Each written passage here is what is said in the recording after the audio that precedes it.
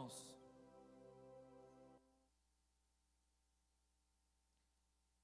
Qual livro da Bíblia? Qual? Filipenses. Abre a sua Bíblia, Filipenses capítulo 2.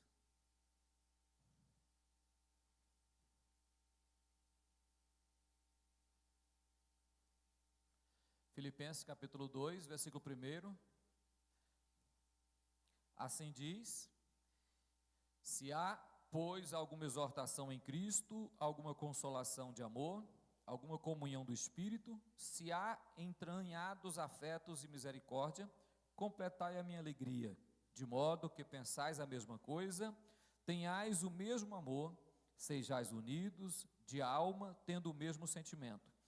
Nada façais por partidarismo ou vanglória, mas por humildade, considerando cada um os outros superior a si mesmo, não tendo cada um em vista o que é propriamente seu, senão também cada qual o que é dos outros. Amém, irmão? Amém, irmão?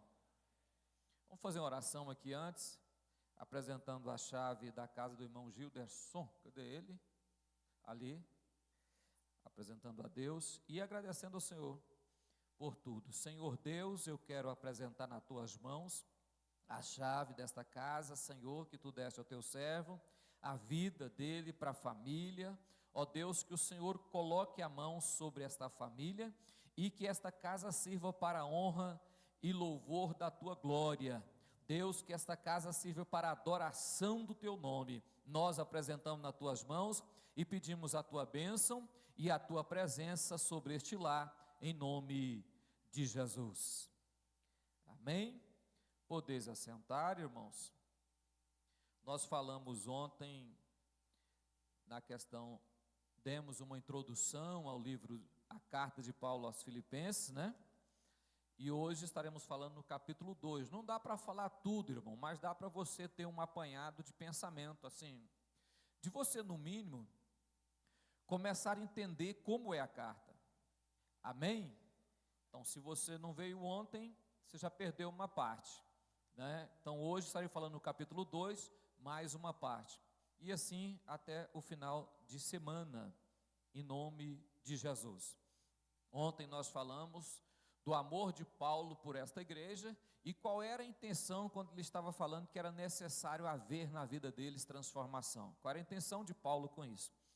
Porque Paulo era exatamente o seu amor pelos filipenses que levou ele a dizer: olha, eu quero que vocês complete ou alcance o alvo proposto pelo Senhor, sabendo que Deus vai trabalhando para que isso aconteça. No capítulo 2, ele está falando sobre a necessidade do relacionamento correto. Presta atenção, irmão. No capítulo 2, ele está falando sobre a necessidade do relacionamento correto com pessoas e com Deus. Com pessoas e com Deus. Entende aqui, irmão, deixa eu explicar algo para você aqui. Olhe para mim, irmão. Se você disser que tem um bom relacionamento com Deus, mas não se relaciona com pessoas, isso é mentira, isso é enganar você mesmo. Ah, eu tenho um bom relacionamento com o Senhor, eu sou bem relacionado com Deus, tenho uma comunhão de perto, eu vou para o céu, mas eu não me dou bem com pessoas. É mentira. Sabe por quê, irmãos? Olha, quanto mais de Deus na minha vida, mais humano eu me torno. Isso aqui é uma realidade. Quanto mais eu me encher do Espírito de Deus, da graça, do poder de Deus, mais compreensível, mais perdoador, mais conhecimento, com mais sabedoria, eu vou entender melhor as pessoas. Então, não tem como eu falar que tenho relacionamento, sou bom de relacionamento, mas ao mesmo tempo eu não tenho relacionamento com as pessoas, mas tenho só com Deus. Não, mas eu tenho um bom relacionamento com as pessoas, mas não consigo ter relacionamento com Deus. Também é mentira, irmão. Porque o que nos faz relacionar de forma perfeita, crescer no relacionamento, o que faz isso em nossa vida é exatamente a presença de Deus. Se eu falar para as pessoas que eu amo, que eu sou perdoador, que eu perdoo as pessoas, que eu sei entender as pessoas, mas não tenho um relacionamento perfeito com o Criador, é mentira. Como que eu vou conseguir perdoar as pessoas se eu não consigo relacionar com Deus? Mentira também. Então, o que eu quero dizer hoje, Paulo está falando aqui sobre essa questão desse amor fraternal, desse relacionamento, dessa presença. O pessoal de Filipenses já era uma igreja estruturada, já era uma igreja com bispos e diáconos, já era uma igreja em pleno funcionamento, era uma igreja que já estava trabalhando de uma forma correta. Mas Paulo dá a eles um estudo, começa a explicar para eles o que mais, presta atenção, irmão, o que mais eles poderiam alcançar. Entendeu? Entendeu, irmãos? O que mais, aonde mais vocês podem chegar? Como que você entende isso? Quando ele diz, ó, se há, e o há está acentuado, então vem do verbo haver.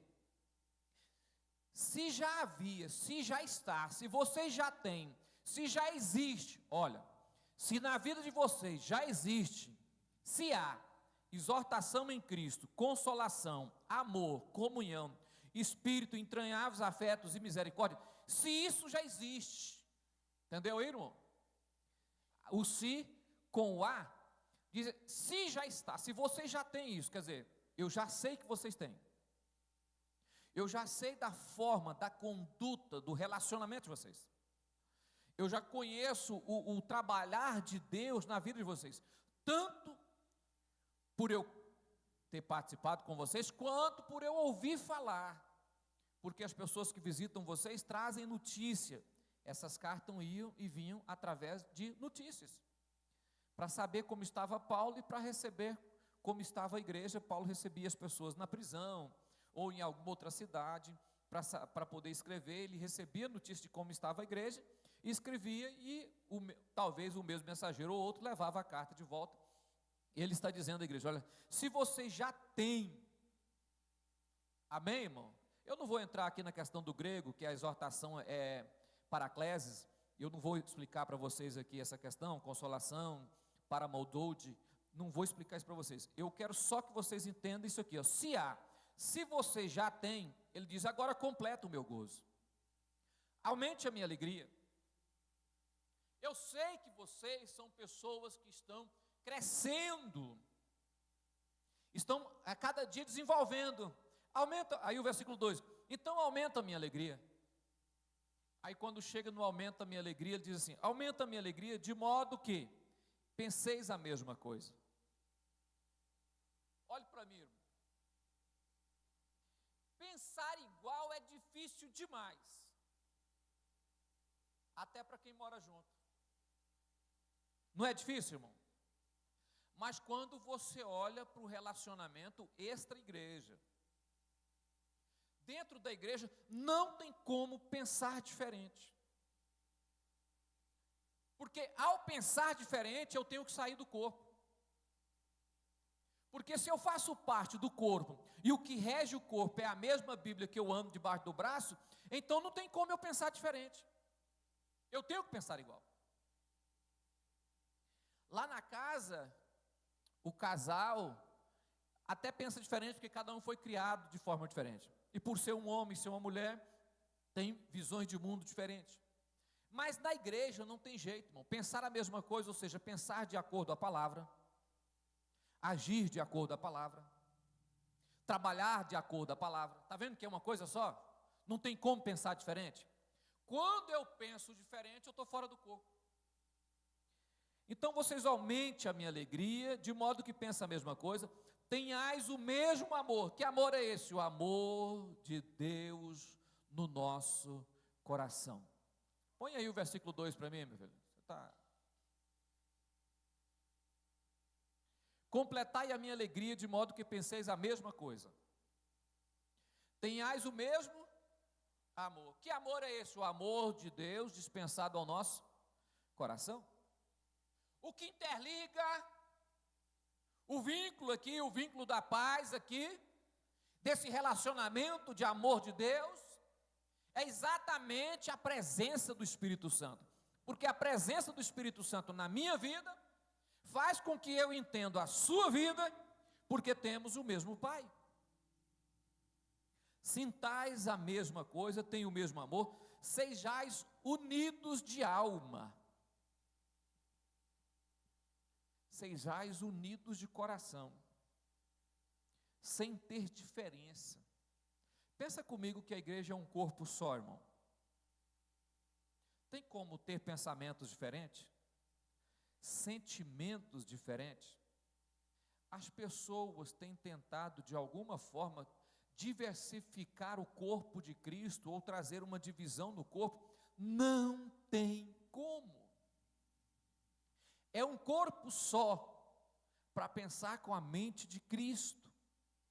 Quando se age diferente, não pertence ao corpo, irmão. Amém, irmão? É por isso que quando você peca, esconde o seu pecado, comete um erro e se esquece. Tem gente que é o seguinte: ele é crente, mas quando ele peca, ele afasta, fica longe lá, mas não confessa e fica longe. Quando você faz isso, é um membro que adoece.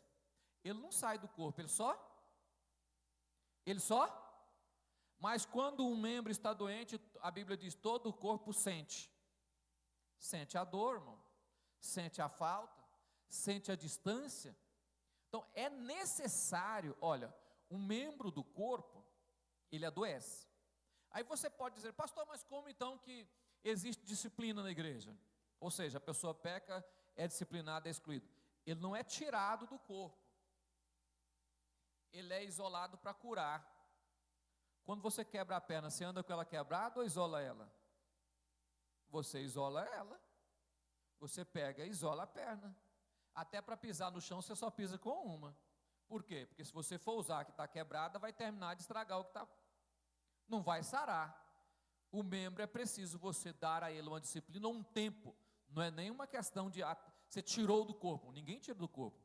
Quem tem capacidade de arrancar do corpo e colocar no corpo é só Cristo ou você.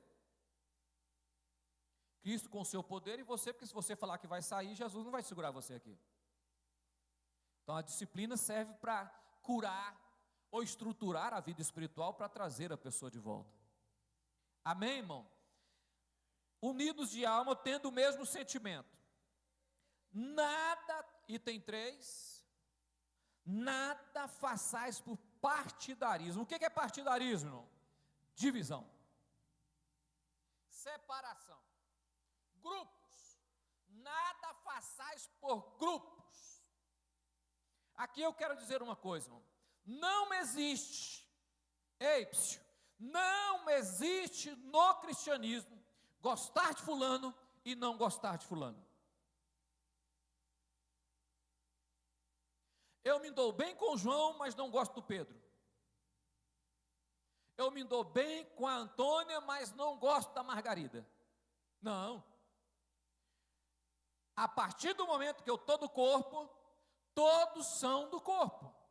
Diferentes em pessoa, como ser humano, mas com o mesmo pensamento. O pensamento é Cristo, e Ele é só um. Amém, irmão? Alguém aqui foi batizado diferente de mim? Eu fui em águas, e cobri o corpo, alma e coração. Você vai batizar diferente? Eu leio a Bíblia e sigo a Bíblia. Você segue o quê? É diferente a sua Bíblia? Então somos iguais, irmão. Eu recebi o Espírito Santo, você recebeu o Espírito Santo. Você está indo para o céu, eu também estou indo para o céu. Não existe um grupo com outro grupo. Por mais que a gente deseje fazer isso, por mais que a gente quer fazer uma separação de acepção. Ah não, mas eu olhei para fulano, ele é tão metido. Não, irmãos, a pessoa tem suas características principais.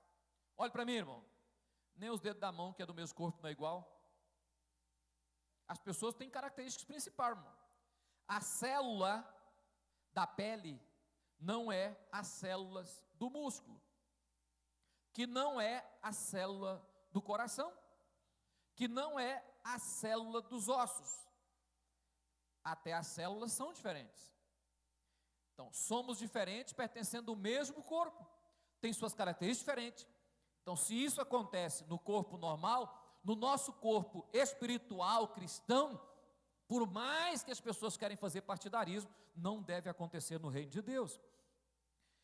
Ou vanglória, aquele que quer fazer as coisas para, não façais nada para separar, não façais nada para exaltar, mas por humildade, considerando os outros superior a si mesmo.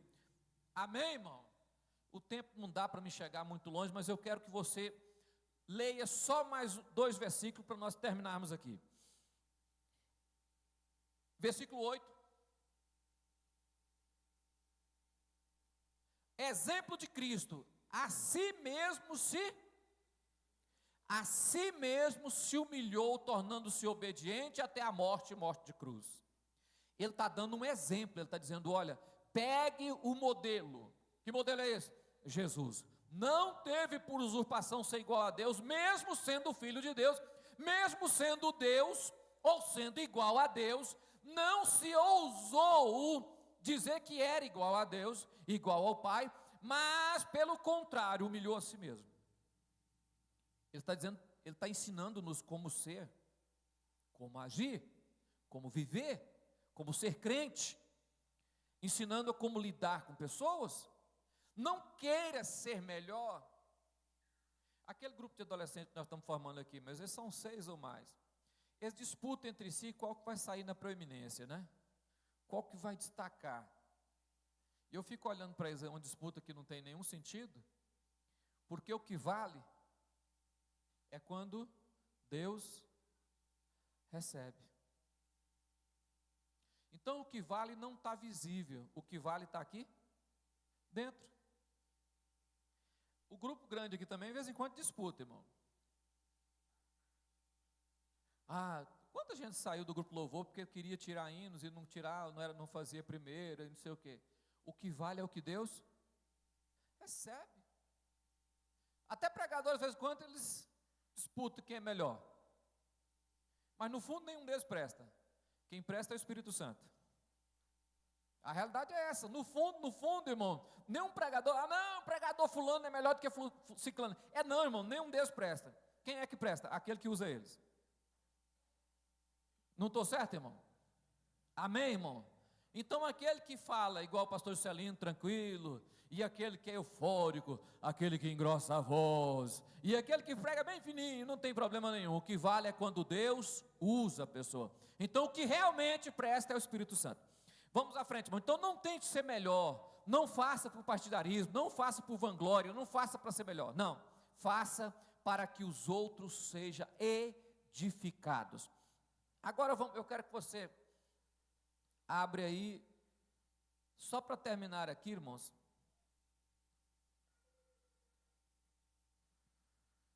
Versículo 13. Só para mostrar uma coisa para vocês. Porque Deus é quem efetua em vós tanto querer como realizar, segundo a sua boa, olhe para mim, irmão. Paulo volta àquela velha máxima que eu venho ensinando aqui, que eu falei do livro de Tiago, que Deus é quem conduz a nossa vida para melhora, Deus é quem nos conduz, e Paulo está dando um parecer aqui extraordinário, que ele está dizendo aqui, olha, continuai desenvolvendo a vossa salvação, eu sei que vocês são obedientes mesmo eu não estando presente, conheço vocês, mas o Deus que chamou vocês, o Deus que escolheu, vai continuar trabalhando e efetuando mudança na vida de vocês, para que vocês tornem filhos irrepreensíveis, sem mancha, inculpáveis, sem nenhuma corrupção, sem nenhum mal. Versículo 14, coloca lá para você ver, ó. 15. Para que torneis irrepreensíveis, sinceros, filho de Deus, inculpável, no meio de uma geração pervertida e corrupta, do qual resplandeceis como luzeiros no mundo. Você está sendo trabalhado, trabalhar de Deus, a vontade de Deus. Olha para mim, irmãos, deixa Deus levar, conduzir você da forma que Ele quer, do jeito que Ele quer. Aprende a ser transformado por Deus para a salvação naquele dia. Vocês estão entendendo que a Bíblia interliga? Que os textos lá da carta de Tiago com a carta de Filipenses, que é uma carta amorosa, elas se fundem uma na outra. Estão entendendo isso, irmão? O que eu quero que você observe na Bíblia é isso. Vamos dobrar o joelho e vamos falar com Deus 1 hora, pouco tempo, né? 1 hora.